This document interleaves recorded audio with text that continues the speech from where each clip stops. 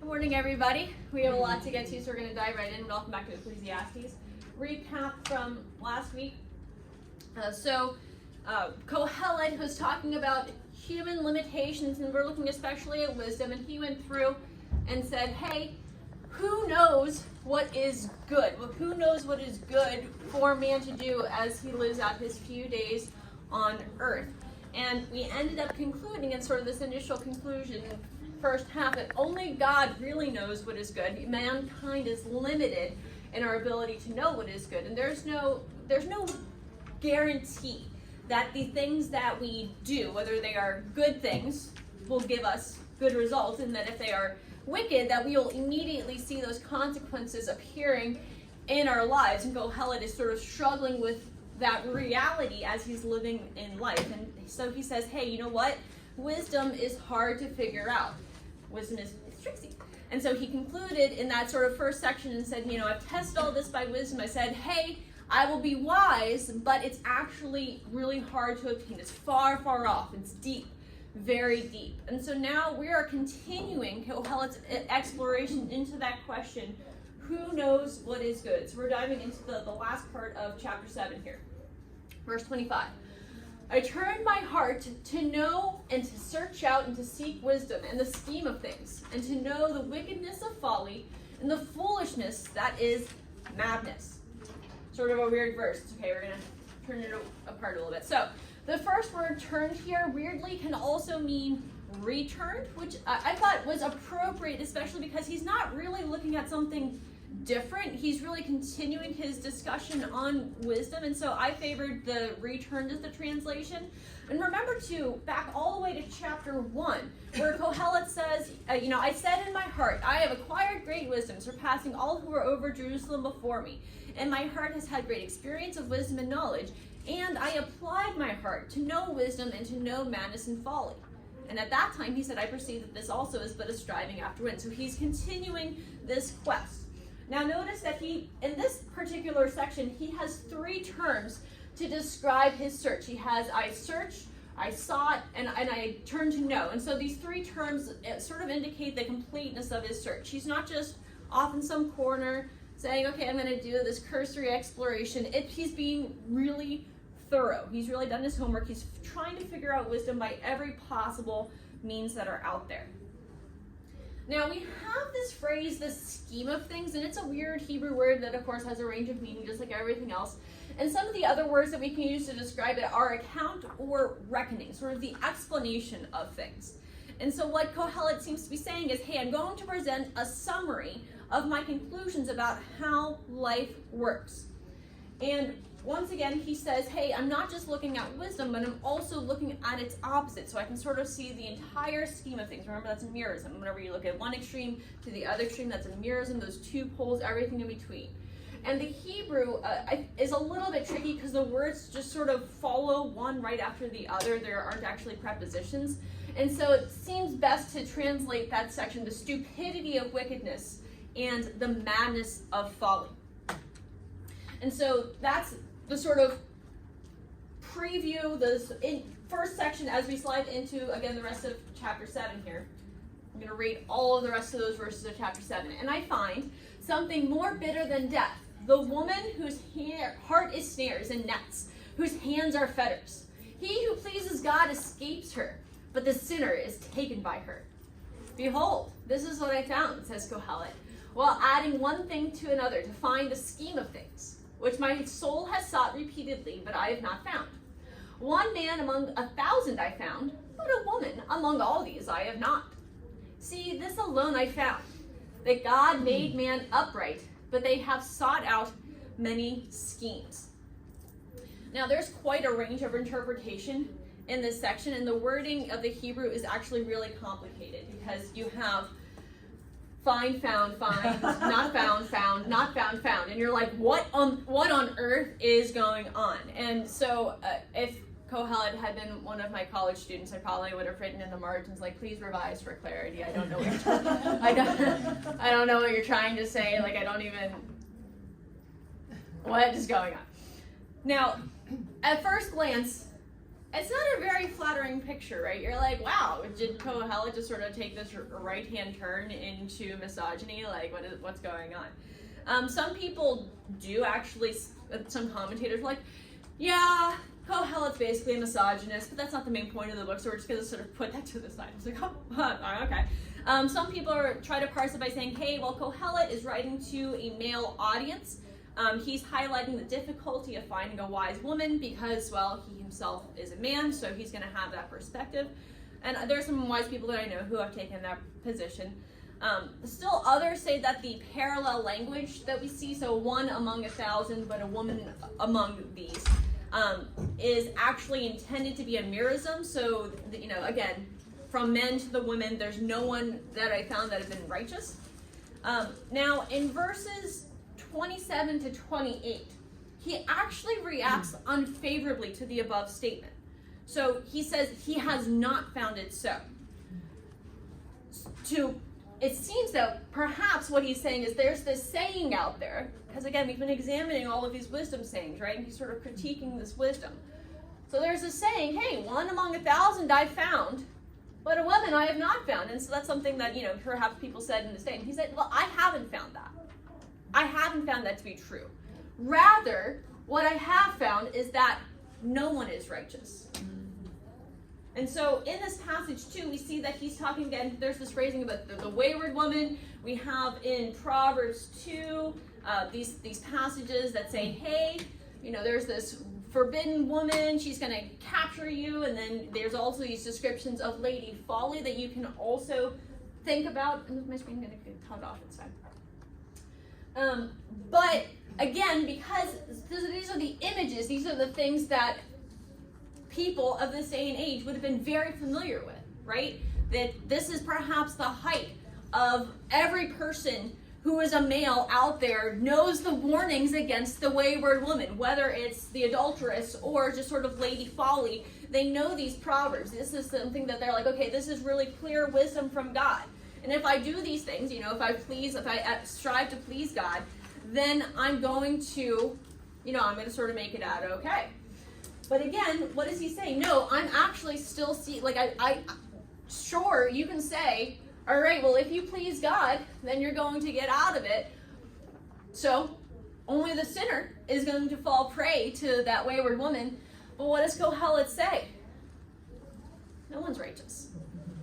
And so it seems that, hey, he has already been exploring all of these proverbs, demonstrating that many of these traditional wisdom sayings are paradoxical and they sort of fall short of delivering perfect outcomes. Hey, if you just do this, then you'll be fine. And I do think that this may be actually continuing here. So he's saying there is this situation that's out there. There are these proverbs that are out there where you say, hey, if you just please God, then you're going to escape this. But there's no one who pleases God. What Kohelet has found is that there is no one who is righteous. According to the traditional saying, if you please God, you'll escape. But he hasn't found that. And so with this, he sort of throws up his hands a bit and seems to say, you know what, I tried to figure out how wisdom does its thing, but I can't because humans are trash. And that's sort of the loose Mariah translation there. But I think that it's possible, too, that even the thing that Kohelet finds more bitter than death may be itself this fact that even the height of what was known about wisdom ends up sort of being empty and lacking. It's not quite all the way true.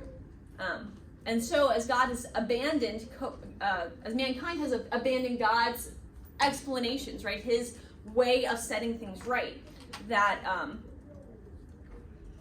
wisdom is unable to provide the answers that we seek. And for Kohelet, that's a really bitter pill.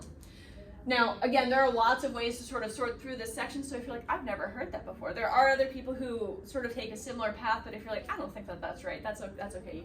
You are certainly permitted to disagree with me on that. A couple of additional notes here. So right here, this is the only other time in the book where Kohelet is mentioned. So he's mentioned at the beginning and the end. Apart from those two, this is the only time that it's there. Perhaps he's seeking to underline the struggle of, hey, it's really difficult for me to figure out wisdom. Also, I think that it's because the section is so complicated, there's a little bit of the writer in me that cherishes the secret hope, and I'm going to be like, in heaven, like, oh, Helen, so tell me. Did you intentionally make this section difficult to read because you were trying to do in your writing what you were trying to show, that like, yeah, you're going to have a hard time understanding what I'm saying because wisdom's so hard to figure out? I don't know. That's another one that you have to like just sort of take that, put it in your back pocket. We're just pay no attention to the man behind. Pay no attention. We're just going to pretend like the things aren't moving. It's fine. So anyway, that's the thing. It's bothering me. Anyway, moving forward. Chapter 8. Who is like the wise, and who knows the interpretation of a thing? A man's wisdom makes his face shine, and the hardness of his face is changed. Now, the word interpretation also means solution. So it's possible then to read the first half of the verse a couple of ways. You can read it positively. So you can say, who is like the wise? Oh, these wise men, aren't they just so amazing? And that's a possible reading. You'll see some commentators say that. But it's also possible to read it something like, hey, who can solve these great paradoxes and sort out wisdom? And in the context, I don't think that the first one really fits. It doesn't really make sense for him to be like, wise men, they're just the cream of the crop. Instead, it sort of makes sense for him to be like, who is like the wise who can figure this out? Who actually has that kind of wisdom? And since the section is going to actually end by saying, well, no one can know wisdom, I think that this interpretation makes a little bit more sense. Now, once again, like in chapter 7, it seems that Kohelet is continuing to offer qualified praise of wisdom. So he's saying, yes, these are wise things. And I want you to I'm going to go through and I'm going to like critique some of these wisdom sayings, and you're going to think, Mariah doesn't think these things are wise. No. I'm agreeing with Kohelet. These are wise things. These are like, if you follow these things, that you're going to generally have better outcomes. But what Kohelet, I think, is doing in this section is, again, he's saying, yes, but I still find it lacking. So just keep that in mind, because I may not say it after every time. So just sort of, it's not all of that and bag of chips. Now, in this section, what he is saying right here, so wisdom tells you when to be C3, when to be calm, cool, and collected. Mm-hmm. So have you guys ever like been in a situation, maybe at work or maybe with a spouse or a family member, who knows, neighbor, police, where you're like inside, you're just like all aflutter or full of rage or whatever, and you're like, you just want to be like, rawr, and then, but if you look, you're like, yes, officer. Oh, absolutely. I totally understand you. And you're just very, and you can just, yeah, so, hopefully not with the police.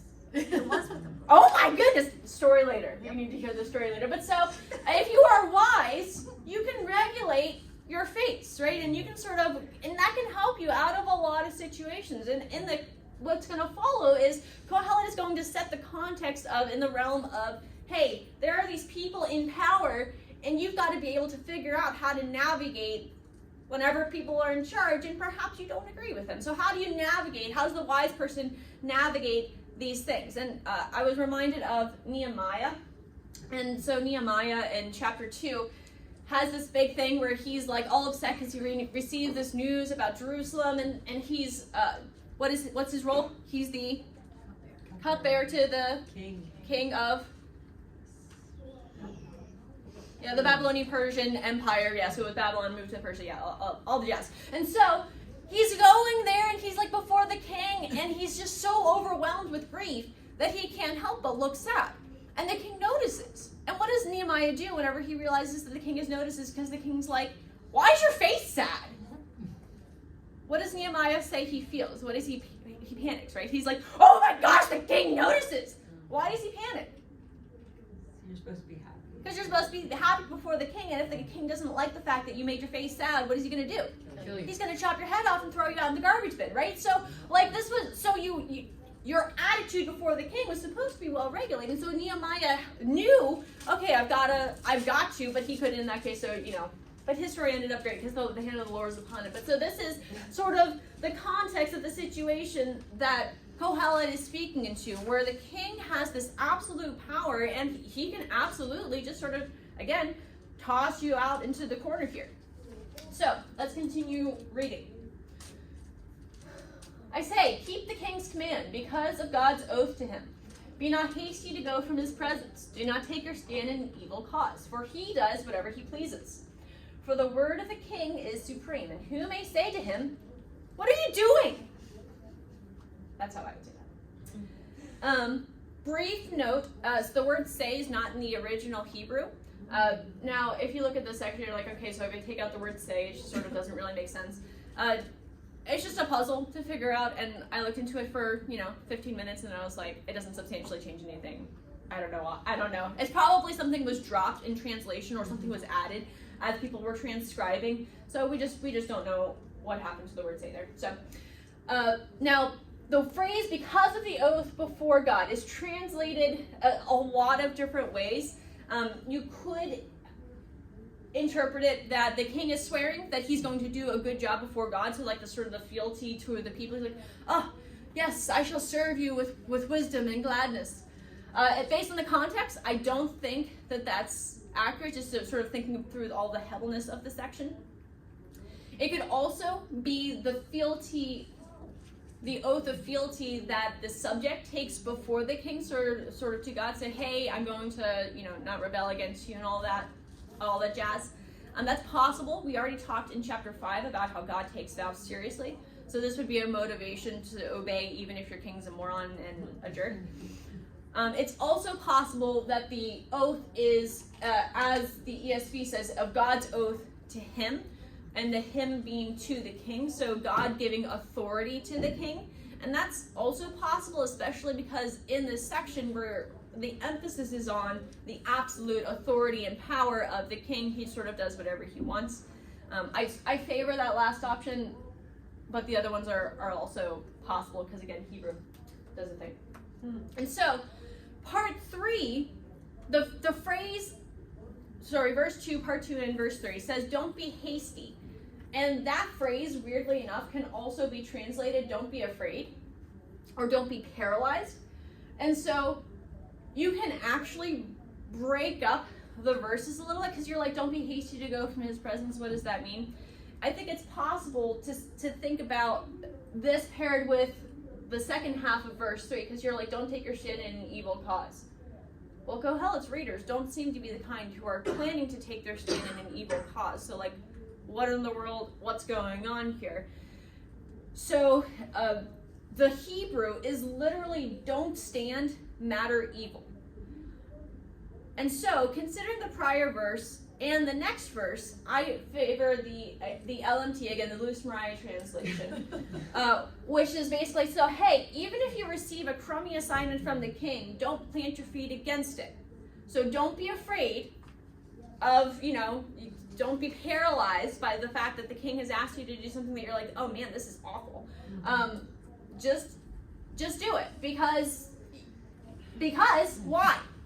The king does what? Whatever he pleases. Now, again, this is the qualified benefit of wisdom. So in this context, if the king has absolute power, Kohelet is saying, okay, well, what good is it going to do? What good is it going to do for you to just protest? What good is it going to accomplish to you? So if you say, what are you doing to the king? Well, what's he going to do? He's going to chop your head off and he's going to throw you in the garbage bin, right? And so, again, this is sort of the qualified benefits of wisdom. Yesterday, I was listening to a podcast interview between Matt Walsh and this guy named Paul Vaughn. So we've been talking a lot about all of those pro-life activists. This guy was charged and was convicted with violating the FACE Act. So the FACE Act is the Freedom of Access to Clinic Entrances Act. And then some crazy conspiracy act that's completely not related, but they've been applying it to the FACE Act because. And so he seemed to be quoting this verse in Ecclesiastes. He says, hey, the king does what? Whatever he wills.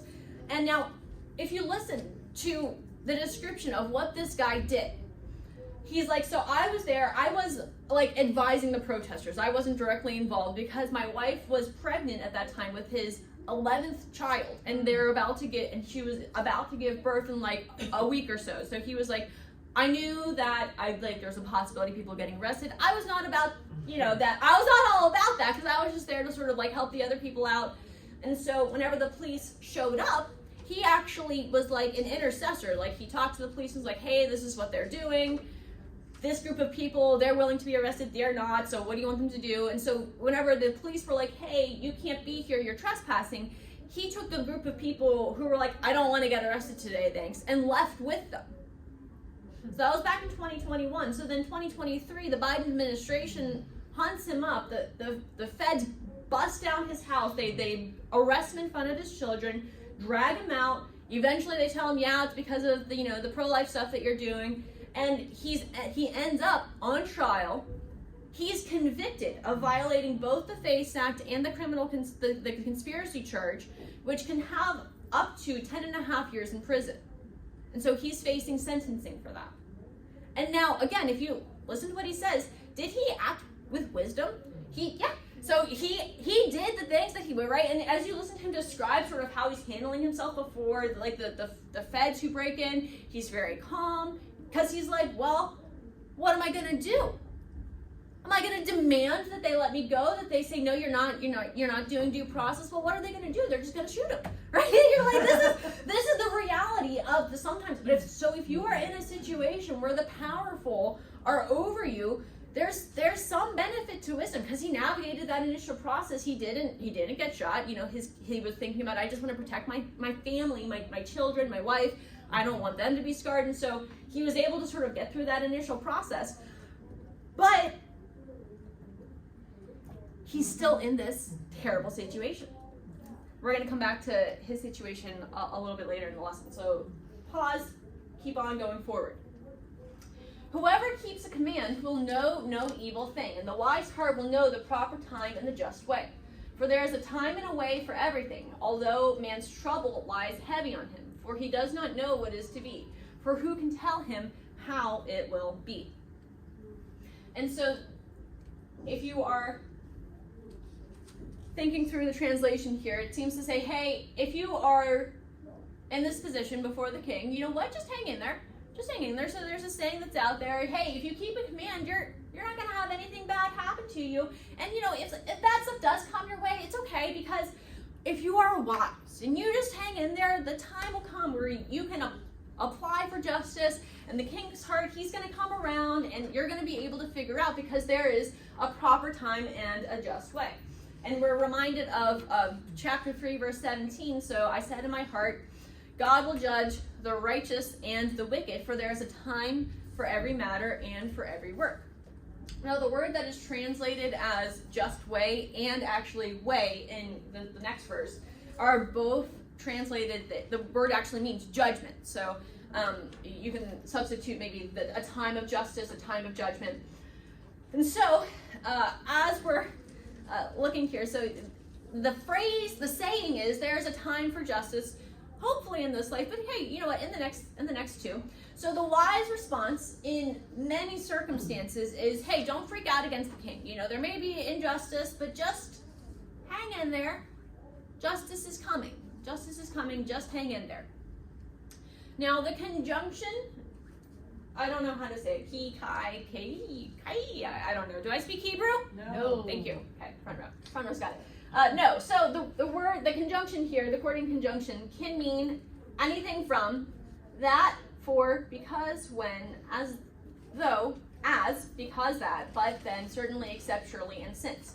And that word, he, hi, whatever, is for, although, for, and for. And so all of those words could go into any of those spaces, which means that the relation between the verses is slightly complicated. And this is one interpretation that the ESV translators decided to go with. But there's a lot. There's a lot of ways that you can translate it, that you can connect the verses.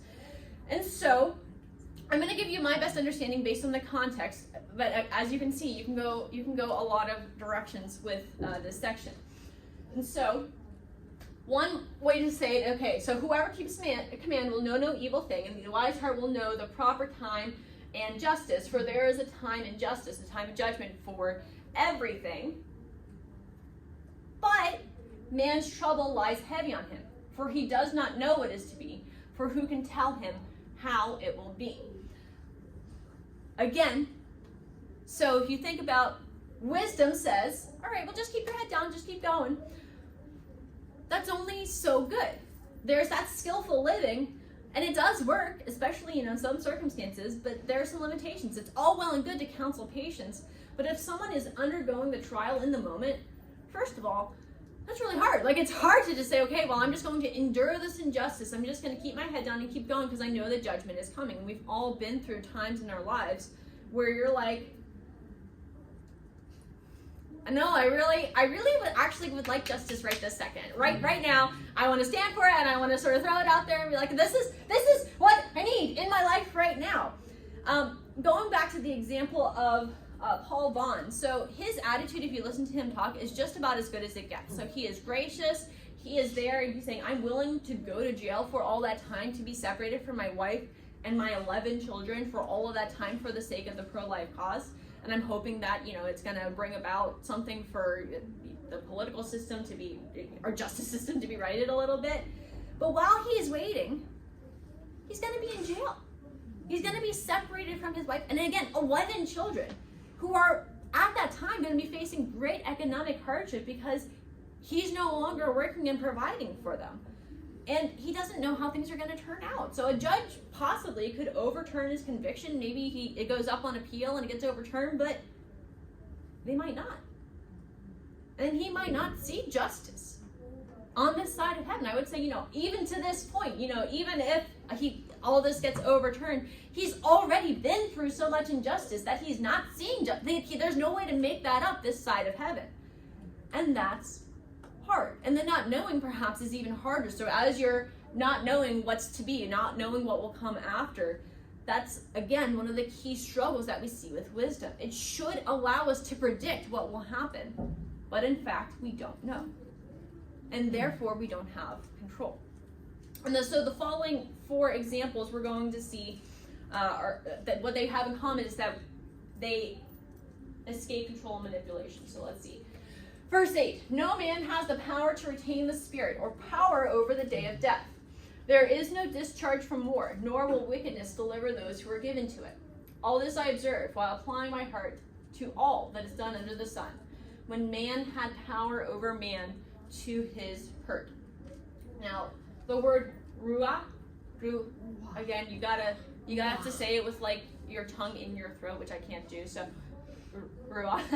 It can be translated either spirit or wind, and paired with the next couplet, you can really say either way works. So either it's just straight parallelism, you don't have the ability to hold on to your spirit or pick your day of death, or it's a simile. As you cannot control the wind, you can't control death. And the phrasing is cool. The phrasing is actually literally, you can't hold back the wind with wind. And I had this image of like going outside in the face of like a windstorm and go. Does that work? No. No, it doesn't work. And so that's sort of the image that comes to mind. You don't have the ability to keep back the wind by blowing yourself. And the next phrase, there is no discharge from war.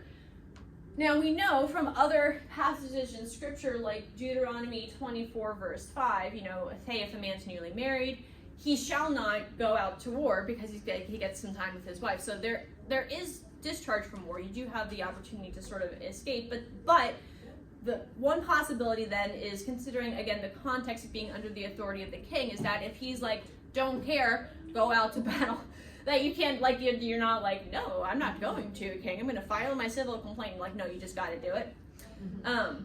And so then the next verse, nor will wickedness deliver those who are given to it, is that the power of the king is so extreme that even if you are in fact devilishly cunning and willing to cut some corners to sort of escape, you can't get out of it.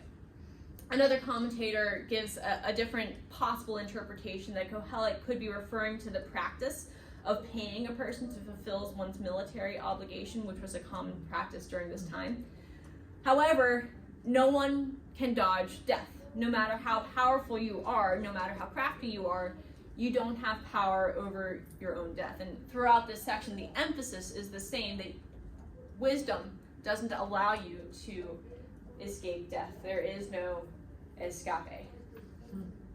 It's fun. Spelled just like the word escape. Let's go! So, anyway. Now the final line here tells us once again that Kohelet hasn't come up with all of these things while he's just sort of sitting on his couch eating bonbons and sort of reflecting on life. No, he's seen it. He's seen the oppression in the world. And again, things like this make me say, was Kohelet Solomon? Like, I don't know. Like, it's just the thing. I don't know. He's seen it. He's seen the wickedness. He's seen how wisdom falls short in life. It gives you some benefit, but not full benefit. Next section of verses. Then I saw the wicked buried. They used to go in and out of the holy place and were praised in the city where they had done such things. This also is Hebel. Because the sentence against an evil deed is not executed speedily, the heart of the children of man is fully set to do evil. Though a sinner does evil 100 times and prolongs his life, yet I know that it will be well with those who fear God, because they fear before him. But it will not be well with the wicked, neither will he prolong his days like a shadow, because he does not fear God. There is a Hebel that takes place on the earth, that there are righteous people to whom it happens according to the deeds of the wicked, and there are wicked people to whom it happens according to the deeds of the righteous. I said that this also is Hebel. And I wanted to do the whole section because really all the verses sort of flow together with the same theme, and now we're going to break it down. So this first section, then I saw the wicked buried. So the Hebrew is convoluted. It's literally something along the lines of, so then I have seen the wicked buried, those who used to go in and out from the place holy, out, and they are forgotten in the city where thus they did too. And you're like, what? I'm sorry, can you run that by me again? And so there are at least 7 different ways to interpret the verses and 7 different ways to sort of put it together. I'm not going to go through them. The ESV I find is pretty good. So it's sort of describing, so the wicked used to do all these things, and then they praised for it, and they were buried, and that's sort of the end of the story. However, there's another possibility. A commentator proposed another translation, which I think makes even more sense thinking about the context of the verses that follow, which is the wicked came from the holy place and were buried. Those who acted righteously were forgotten. And you're like, whoa, who are these people who acted righteously and where did they come from? Well, here's the thing. The word that is thus in the original Hebrew, which the ESV leaves out, the ESV just sort of skips this word, can also be translated as righteous one. How? I don't know, but it's words. Words are words. So, so with that being a possibility, I was like, well, that makes a lot of sense, especially when we think about the context of he's going to describe there are wicked to whom it happens according to the deeds of the righteous, and vice versa. And so he's seen it happen. He's seen these wicked people going around and parading their righteousness, which isn't really righteousness, it's just the appearance of righteousness, and then they're buried, and they get a good burial. They get all the praise, and they get the admiration and the honor, and then the righteous are forgotten. They don't get the burial. They're not remembered. And remember, in this day and age, that memorial and your burial were both really important things to the Jews. And I mean, it's important for us today, but it's not as important. But these are things that should happen for the righteous, but in this case, it's happening to the wicked, and therefore, Kohelet says, this is Hebel, this is frustrating, this is foul, it is repugnant. Now, as we move on to verse 11, I almost said verse 8, it's chapter 8, verse 11. It's almost self-explanatory. You're like, because the sentence of an evil deed is not executed speedily, the heart of the children of man is fully set to do evil. You're like, no shoot, Sherlock. So whenever, and that's one of the problems with our justice system today, is that if somebody isn't, they're sentenced to death or whatever, death row, and then they spend the next 70 years waiting for their death row sentence, does that really tell all of the other criminals, hey, something bad could be coming for you too? No, they're like, I got a free ride, if I get caught, but who knows if I get convicted, but who knows if I'm going to get convicted or charged or all of this stuff. There's lots of time and room to escape. And even for the criminal themselves, you may have heard of Laken Riley, who was a 22-year-old nursing student out on her morning run, University of Georgia, and she was killed, she was attacked, and there was a Venezuelan man who was in the country illegally, and he was allowed to stay to pursue his immigration case. So he came in 2022, and they released him. They were like, hey, go out, enjoy life in the United States.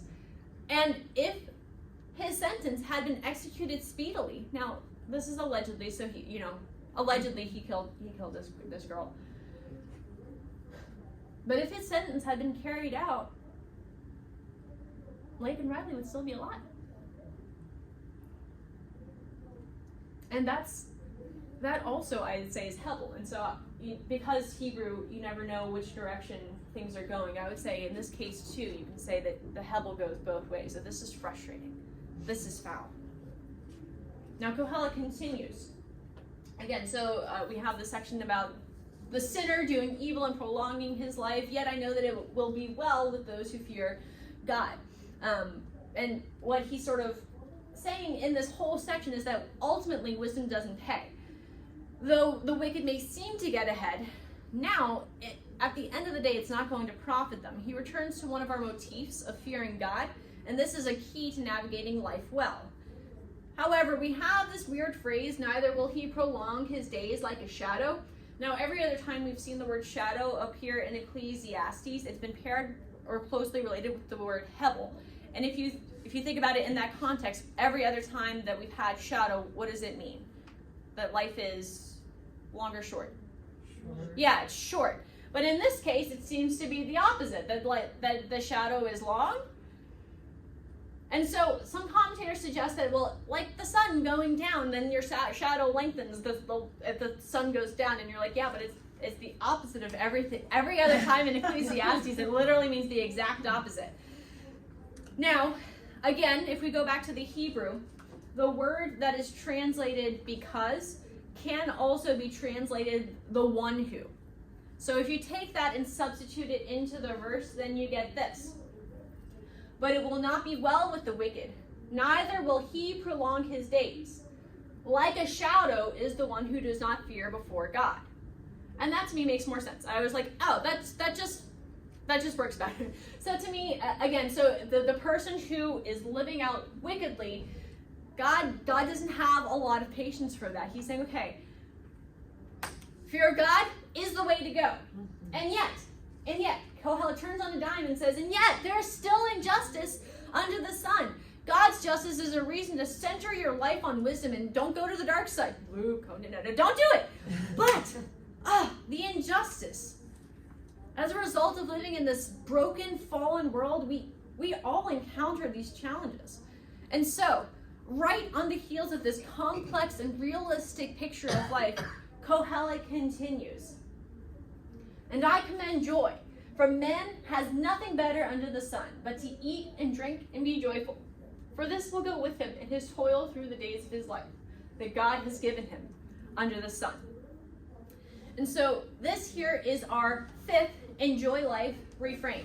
And we have a repetition of some of those earlier phrases. He again recommends eating and drinking, those necessities that can provide a little light and joy. And joy is one of those other themes that we've repeated. That's our key word, simha, that pleasure, enjoyment, and deep satisfaction. And it's here. I love this. It's here at the point of the book where Kohelet has shown the limitations of wisdom and the despair of the heart that comes from seeing injustice in the world. That he makes a direct commendation. He doesn't just observe. He makes a recommendation. He says, this is what is good. I recommend to you joy. In answer to the question of chapter 6, verse 12, for who knows what is good for man while he lives in the few days of his life in which he passes like a shadow. He says this is what is good, not just better, what is good. The joy that is a gift from God. Our lives they're brief, they're fleeting, they're full of trouble, but in the midst of those shadows, God sends light. And so Kohelet says, enjoy the brief life that you have. The word for will go with him is actually to join or cleave, and it's not the same cleaving as like a marriage, so it's not quite as strong. But what's intended here is that joy is not just sort of tagging along for the ride. He's sort of popping on, popping off, but instead it's an accompanying, side by side, even in the middle of all the toil, the trouble, all of the travails. Joy can be right beside you because that is the gift of God. And so, oh look, I had it there too. And so, the end! That's the end of the section! Just kidding. No, because we have two more verses. And I was really strongly tempted to break it here because it's such a beautiful note to end on. You're like, in the middle of the Hebel, still, there's joy! But I think that the commendation actually receives even greater force in the full context. We're going to end at the end of chapter 8. When I applied my heart to know wisdom and to see the business that is done on earth, how neither day nor night do one's eyes see sleep, then I saw all the work of God, that man cannot find out the work that is done under the sun.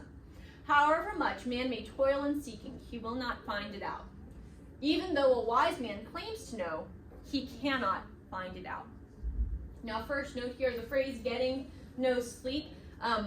The object is uncertain, it's undetermined. So some people say, hey, this is applying to the general populace. That's how the ESV translated that. He's looking out and saying, oh, these people who are toiling day and night, they're not getting sleep. If this verse appeared in the first half of the book, I would agree with the ESV translation, because the first half of the book is all about all of the toil and the labor, and so you're sort of going and going and going, but not accruing anything.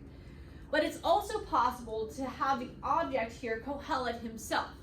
That Kohelet, in his search for wisdom, in his search for understanding and trying to figure out how the world works, that he himself got no sleep. He's like, hey, I searched earnestly. Again, pairing with, I searched, I saw it, I turned my heart to do these things. And what does he conclude? I don't get it. I don't get it. And that's true for us too. We can't understand all that God is doing as a result of our fallen, limited nature in a fallen, broken world. And while it's kind of discouraging, you're like, man, I can't figure it out. That also gives us an opportunity for faith. Because as one commentator concludes, if we could know with certainty what actions bring prosperity, happiness, and long life, then we could control life and even God. But such knowledge and such powers are ever out of reach. And so, as we journey under the sun through life's perplexities and all of the injustice, and all of the unanswered questions, and all of that may weigh heavily on our souls, we can take comfort in knowing that we can trust the God who is beyond the sun. And so, structure overall, we're looking for wisdom. Where's Waldo? Where is it? And he's saying, hey, this is the search. I can't find it. And he says, hey, there's limited benefit to wisdom against the great powers that be in a world that is Hebel. And he says, oftentimes, under the sun, there are outcomes that don't seem to be right. And yet, I recommend joy, because this is the gift that God has given you. Because even the wise, we can't see the whole picture, but this is what God has given to us. And so place your faith and your trust in him. If you're following along with the homework, it's not homework. With the hike your own hike, do the checkpoint and then hit the trail for this section. Looking forward to next week. We only have 10 verses next week. But what will we do with the time? We really use all of it. Every second. Thank you so much. We are done. If you need to leave, we're done. Okay, video's over. Prayer. It's time for prayer. I'm like, I always talk too fast at the end. I'm like, it's fine.